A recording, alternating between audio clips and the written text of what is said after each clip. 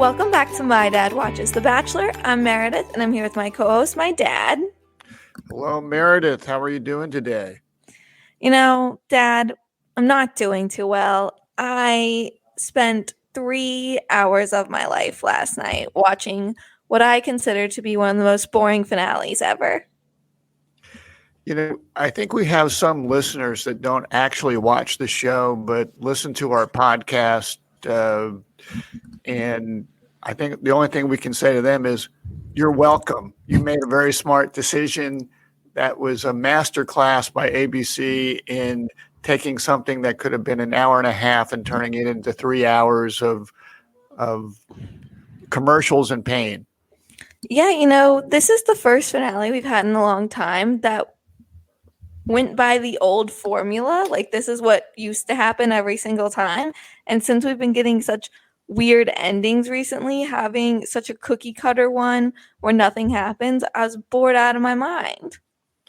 You know, and our friend Jesse Palmer talked this up as shocking surprises, devastating heartache, and many tears.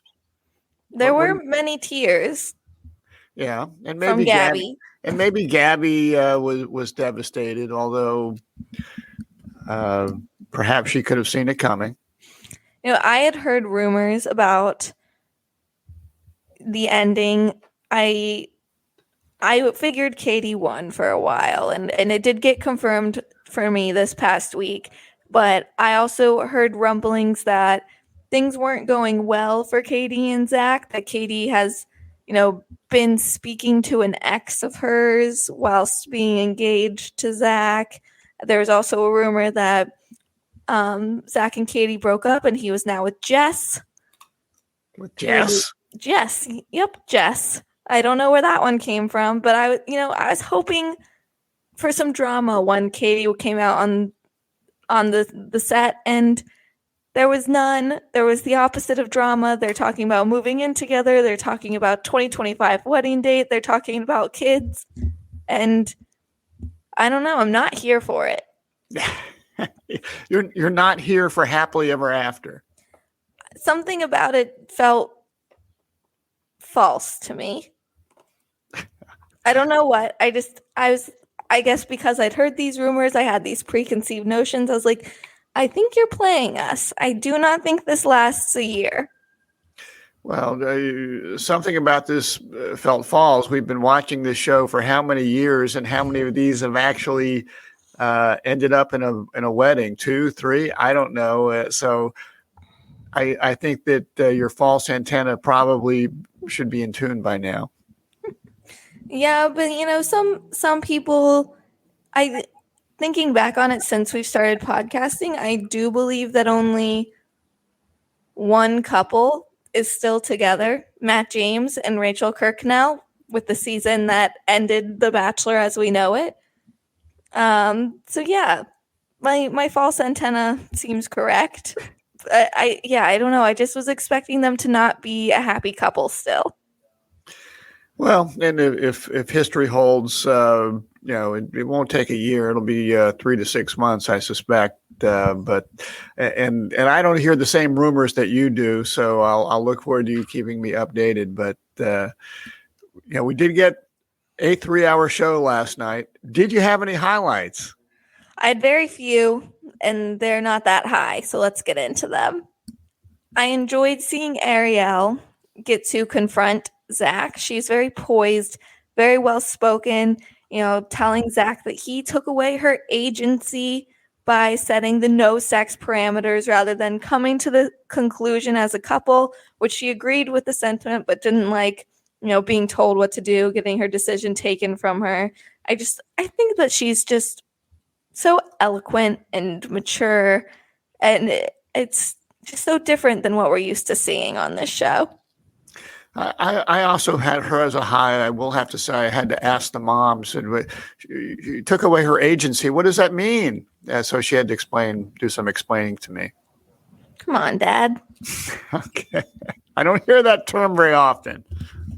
It's a very smart term, very educated term.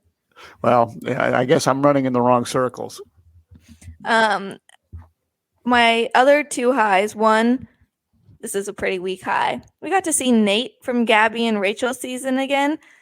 Did I forget who this man is? Yes. But was I excited to see him back on my screen? Also, yes. Well, you didn't for you. He was out of your mind, but when you saw him and they said Nate, you remembered who he was. I remembered who he was. Well, when they said Nate, my brain went to Michelle's Nate, who won her season. Tall Nate with the earrings. I don't remember him. Oh, well, that's who my brain went to. But then it was Gabby's Nate, and I was like, oh, what a guy. Missed him. We really enjoyed that Nate. We did enjoy that Nate. Would have been a good bachelor pick over Clayton. Well, I think that he has a daughter, as I recall. He does, yes. And that he's very devoted to. But I'm glad he had time to come to the bachelor program last night. My last high, when Gabby was going to the proposal/dumping and she gets out of the van and she's telling the producers that they pulled into a really muddy parking spot and not to do that whenever the real thing's happening with Katie. Yeah, so that I think that's an interesting point. The mom stayed up and watched most of the show with me last night, and she was saying, so how does this work at the end? And I said, well, I think usually the first person that shows up, she's not going to win. They don't bring out both ladies and say you get the rose. It's like it's more of an individual conversation with each of them. So do you think that Gabby was just doing this? I know in my gut I'm not going to win, and so Katie's behind me. Or do you think that she knew did she have inside information? No, that was just her gut. I think she's just like, yeah, this isn't me. Katie's coming after me. Don't do her dirty like this. Don't drop her in a mud puddle. Not cool. But I thought it was very funny. I don't think that seems like something we would get more in the blooper reel. And I enjoyed that we got it in the actual show. We didn't even get a blooper reel, did we? Or I guess did we get some of that in the we got that in the women tell all. I think I missed that. That's too bad. Mm-hmm. Yeah, so sad. That's all my highs. I've got a lot of lows though. Well, I also put down as a high Ariel's performance, and this is marketed to us as a live show, and I guess it's a taped live or relatively live show. So we start. It's in studio, and we get to see Ariel, and they drag out Zach, and later we get to see Gabby, and they drag out Zach before Katie comes out. But I agree, Ariel's just so classy and very cool, and I thought she did a good job of I don't know, asking difficult questions to Zach, but doing it in a way that was fair and honest, and left bridges intact. So, would it shock you if in 6 months Zach was with Ariel? Would that shock you? Yes.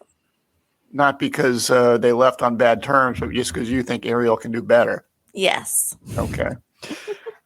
So anyway, that was a high. I must say that I really enjoyed Zach's parents, and they just seemed so normal and nice. And so I when they were on screen, we had our family visits with Zach's family, where Gabby and Katie got to meet Zach's family. So his parents just seemed pleasant, normal. They made me happy. They did seem pleasant and normal. Seems like a good family to be joining. When Gabby came out on the quote unquote live portion to talk to Jesse and then confront Zach, her outfit and look made me feel like she had the Cruella DeVille thing going on. She was all in black, and she looked, she had sort of an evil look about her. So I thought it was I enjoyed that. It was a real Cruella DeVille sort of thing going. Yeah, she's bringing back shoulder pads. Okay. Are they gone? I don't know these things. Yes, they're not around any longer, except on Gabby last night. And the last high, I think this is something Katie said, is that the women were all trauma bonded.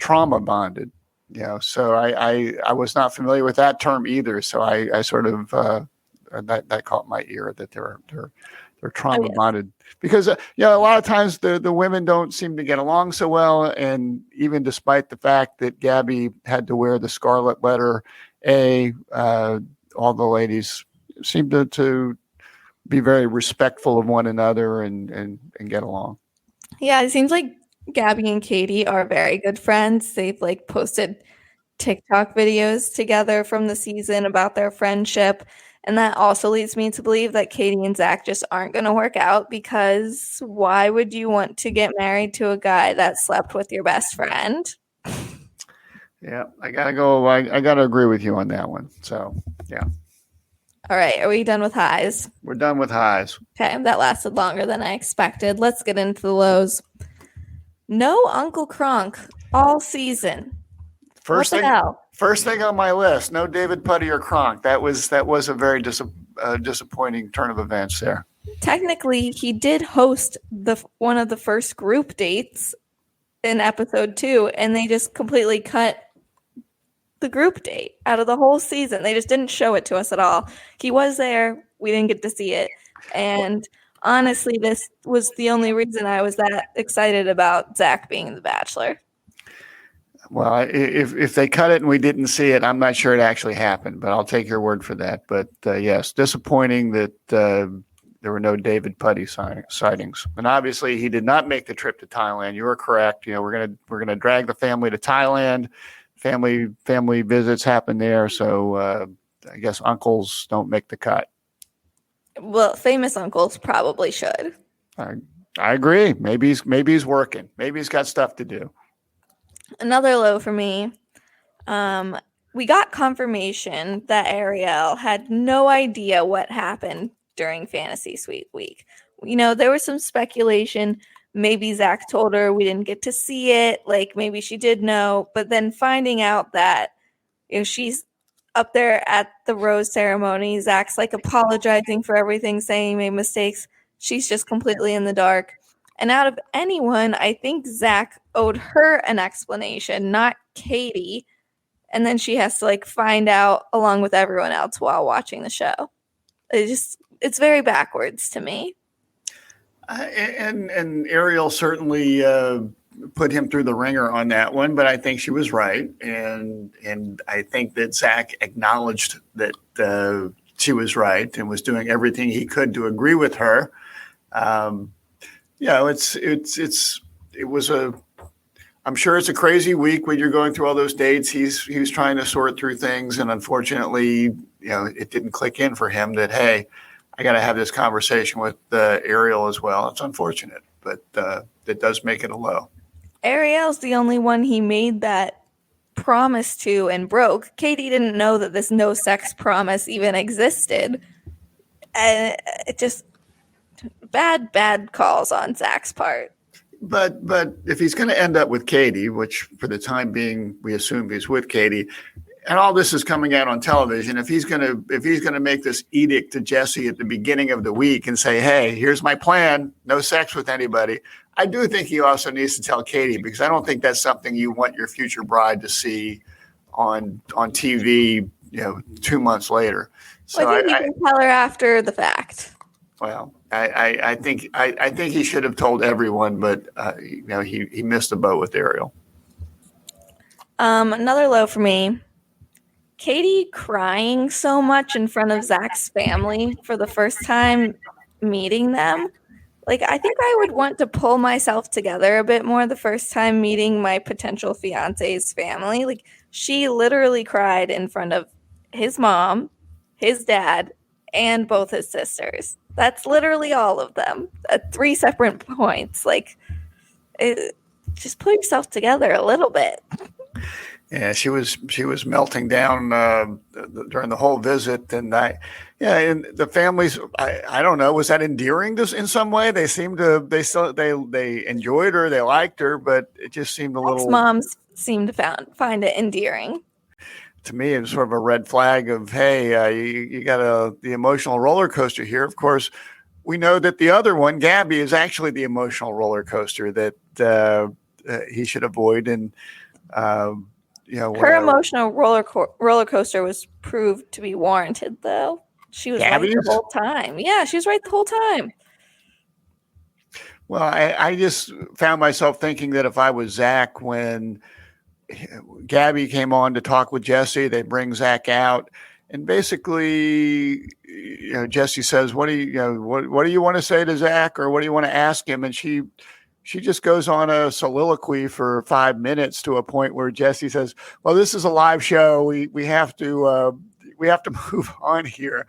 I don't know if she ever actually asked a question. She just sort of stated her piece, and we moved on. And I couldn't help but thinking, Zach in the back of his mind must have been thinking, glad I didn't go in that direction.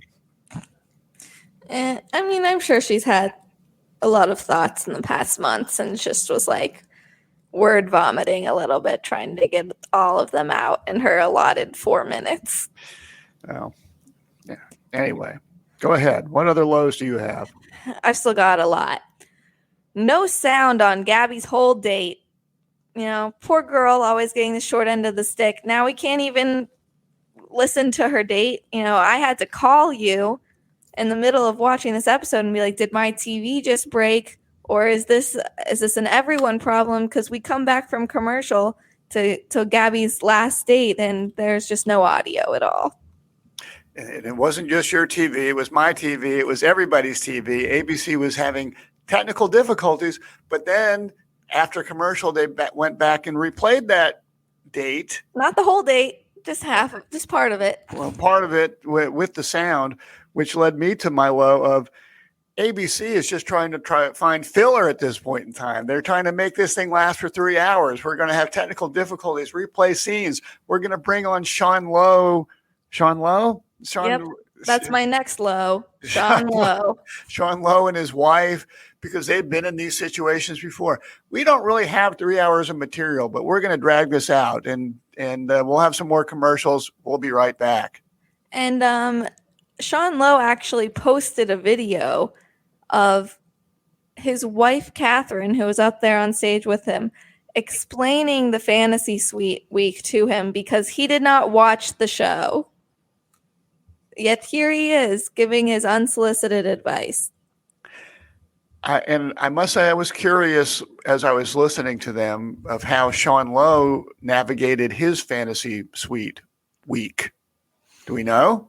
That was the first season of The Bachelor I ever watched, and I don't think he slept with anyone because his whole shtick was that he's a born-again virgin. Okay, well, yeah, I found him sort of looking nervously at his wife as they were discussing the Fantasy Suites thing, and I found myself wondering, did he perhaps was he with some other people before he made his decision? So anyway, big low for you probably. No Neil Lane. He just couldn't make it out to Thailand. What the heck? Isn't this his only job? Well, they certainly gave his logo lots of looks there as they were giving out rings. But yeah, I enjoy a little bit of Neil Lane. Not a lot. I like when he mixes it up. He's always very happy. But it wasn't enough for me to put on as a low. Okay. We're getting to the end of this. Last low for me. I thought it was very sad watching Gabby talk to Zach and her specifically saying that she felt ashamed of having sex with Zach and how it's all aired on national TV. It's 2023. Women can have sex. It's okay. You thought that you loved him and, don't feel too ashamed about it. Well, I just found the fact that she seemed to have a lot of insecurity about herself, about, why can't I be loved, all this stuff. And maybe that's the knee-jerk reaction when you've gone this far and you're not the one that is picked. But I think we saw that from her several times during the season, and that made me sad, because she seems like a nice person. She's an attractive woman. She'll figure it out. But I found her insecurities to be troubling. Yeah, and I mean, knowing more now than we do last week, apparently in the fantasy suite week after they did have sex, they told each other, like, this is just between us. We're not going to tell anyone about this. And so if I were Gabby, that would make me think, like, oh, like, I win. Like, he said he's not having sex with anyone. He had sex with me. Like, he wants it to be between us. Like, this is a done deal. And so I get, like, her roller coaster of emotions there. And it makes the betrayal a bit worse. Yeah. Do you have any lows that I didn't already cover? A couple. We really enjoyed Zach's family. And it appeared that he had two sisters, but one of them didn't talk the whole time. And look, she seemed rather miserable to be there. She was the why did you drag me to Thailand, sister? So I was concerned about her. I hope they found some fun things for her to be doing while she was sitting there looking like she was in a hostage video and not talking. I'm sure she enjoyed her free trip to Thailand. I hope so. Something that bothered me was, maybe you're going to discuss it later, is after we have the ladies meet the families, they get one more date with Zach, and they're talking about, I'm where you at, I'm nervous, whatever, and Zach just is sort of sitting back saying, yeah, I've got a difficult decision to make, and he seemed to just totally be clueless to what was going on with the ladies, and I think that there must have been a way for him to be a little reassuring and not so clinical in the way he discussed it. It sort of felt like the way he might discuss it with some of his buddies over a beer. Like, I got a tough decision to make here. I got two great ladies, but I don't think that's what you're supposed to be saying to the ladies. Yeah, I think Sean Lowe got that one right about, you're being a little too honest with the women here. And question for you. Do you think he really didn't know who he was going to propose to until the night before, laying in bed thinking about it? Because that seems kind of ridiculous to me. I think he probably had a sense of which way he was going earlier than that. I mean, maybe, he had an idea, but hadn't really finally made up his mind. But I think he probably knew which way he was going there. So my final low, they come on and say they're planning a 2025 wedding. What is it with your generation that requires these extremely long engagement periods? They've known each other for 3 months. So. I'm not just talking about them. I'm talking about your whole generation. Your mother and I, we got engaged in March. We got married in August. What's the fuss? What's the muss? If it's right, it's right. You get on with it. Well, I have not been engaged, so I can't really speak to it. But I don't think that they're going to make it to 2025. Well, I am skeptical as well, but I just don't understand why anyone would plan a 2-year engagement. So I mean, well, it's like 2 years of dating for them. All right. Let's get into the right reason. I'm giving my right reason to Gabby, I guess, because she knew what was going to happen at the proposal. She had her gut instinct, and I like that. As she's walking up to the little altar, she said that if it was her, she would know it was her. And that's why she had a gut feeling about what was going to happen. Zach wasn't going to make her feel this way if he was really her person. I think I kind of liked how she handled the breakup. She's like, I don't want or need your apology. Like, please just stop talking. I want to leave. Like, this is over. But she was still being like as nice as she could while getting dumped on national TV. And I did notice immediately, like as soon as she got into the car, taking off her high heels, she's like, I'm done with this, taking off these shoes, like, take me home. So I guess the right reason goes to Gabby. Well, I'm giving the right reason to Zach's parents. I thought they were kind, funny. They were very warm to both ladies, and I think for the first time in this that I can recall in the show, I found myself saying, I'd rather hang out with Zach's parents than any of the other people on this show. I don't want to hang out. I like Zach. He seemed like a nice guy, but I think his dad would be a better hang. I think Ariel's the best hang. No, Ariel would be a good hang too. But anyway, I'm going with the parents. Okay, wrong reason. ABC audio people, forcing us to watch half of Gabby's date without any sound, wasting our precious time when we're already giving 3 hours to this show. Not cool. Well, I went with ABC as well, not just for audio issues, just for why the hell was this 3 hours? It was totally unnecessary. It was painful. It was long. 3 hours, late night. Didn't like it.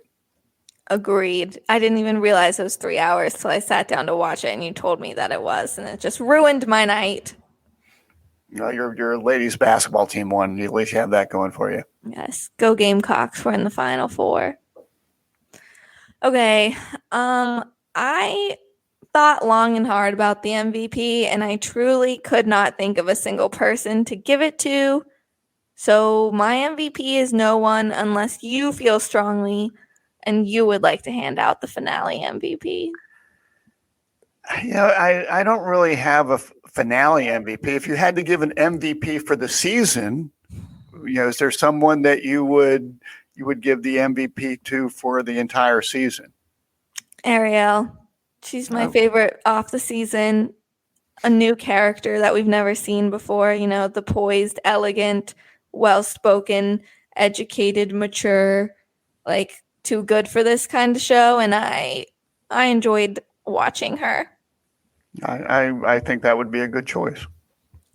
Okay, do you have any fatherly advice to wrap up Zach's season? A couple things from last night that I thought were really good. Number one, when Ariel was on the show, I really thought that she showed grace. That she could have tried to bury Zach, but she asked some hard questions. But she also thanked him for the journey and for helping her get to a point where she felt she could be more open with people. And she just is a very cool person, and I think that we can all show more grace. So that's a good lesson to take away. And from Zach's parents, I think Zach's dad sort of emphasized that relationships are not built on the good times. Anybody can have fun during the good times, but they're built on your ability to be there for each other when you go through difficult times. So I found that to be some pretty wise advice from his father that I will also share with you. Thanks, Mr. Shallcross. You're welcome, Mr. Yes, thanks, Mr. Shallcross, whatever your last name is. And let's bring in the uncle a little bit more often. It's a shame that he was not part of our show. Well, at least it looks like in charity season, we're going to get some Nehemiah in there, night one. Undercover brother, which your mother was giggling about. Yeah, she texted me undercover brother, LOL, and I didn't know what was so funny about that. It looks like a terrible disguise. I don't understand if he's going to be walking around the mansion night one pretending like he's one of the men dating Charity, but he just doesn't look like you'd be up to par with that mustache and wig. Yeah, so just for those people that don't not stay to the 2 hour and 55-minute mark, basically we got a view of Charity's first night, and her brother comes out of the limo, Nehemiah, and it appears that he's going to hang out as one of the guys in a disguise to determine which guys are really there for the right reason and which ones are not. We just don't have enough gimmicks on this show, so I'm glad we got another one. Well, we've got 3 months before that cranks up. Yeah. Also, apparently, Bachelorette is moving from 8 o'clock to 9 o'clock. So we can stay up till 11 to watch The Bachelorette now. Well, that works better for my 8 o'clock cocktail hour with my buddies, but that's about the only good thing. Doesn't work well for my 10:30 bedtime, but it's okay. You know, the things we'll do for charity. All right. Well, wind us up then. All right, that's the end of our season. We would like to thank The Mesh for hosting our podcast. If you like what you're hearing, feel free to give us a 5-star rating and subscribe so you never miss an episode. And join us next season as we discuss Charity's journey to find love from the right perspective and my dad's.